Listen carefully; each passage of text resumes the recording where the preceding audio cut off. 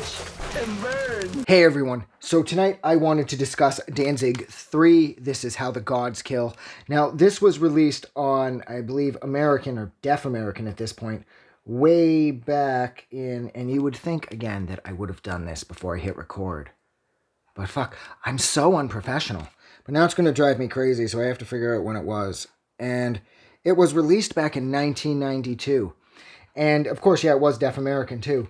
Now, this is during the Rubin years, even though by this point, I believe the relationship between Danzig and Rubin had begun to sour, because I know by this point Danzig had expressed interest in using electronics on the albums, and Rubin had always sort of squashed the idea. Because this record is not produced by Rubin, this record is produced by Danzig, and it is executively produced by Rick Rubin, which essentially just means he collects a paycheck because it's his label.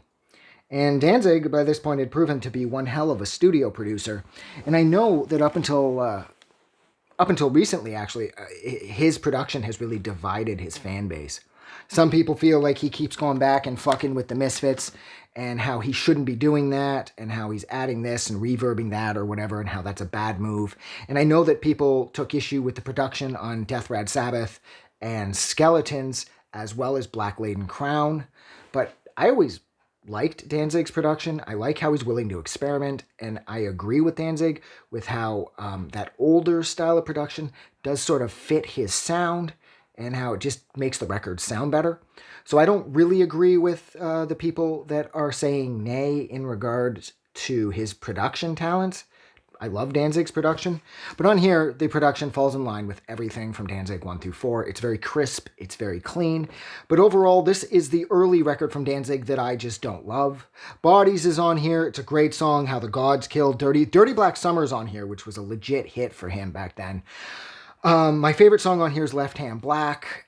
It's got the best energy, the most energy of any track on here. I think when the Dying Calls is on here as well. So there are a number of sort of like knockout Danzig tracks on this release, and I can recognize that. And I like the artwork by Giger. There's something about this album that overall I just never really connected with. Because I love 1, I love 2, and I'm pretty sure, like everybody else, my favorite early Danzig release is 4. And I mean, Godless is on here too. That's a great song. But there's something about this album that I was just unable to connect with. And that hasn't changed. All these years later, as a matter of fact, I got this exact one, from a place called Mo CD in Pickering. That's incredible. Like, that is going back a million years, back when I was a kid. And at that point, I can't remember which Danzigs I had first. I don't think I was getting them in order, of course. But when I got this, I had made assumptions. And although on one hand, my assumptions were correct and this album was really good, there's something about it, like I said, I just was never really able to line myself up with. This is sort of like the off-the-rails classic era Danzig release for me, because I just couldn't line up with it. And even though it does have a handful of songs that I really like, especially Left Hand Black and Godless, I just don't love this album. And I'm not sure why, because it sounds just as good as anything off Danzig 2 or anything off 4, but there's something about it. It's missing the glue or that sense of consistency, or that sort of like all-encompassing something or other. It's just not there.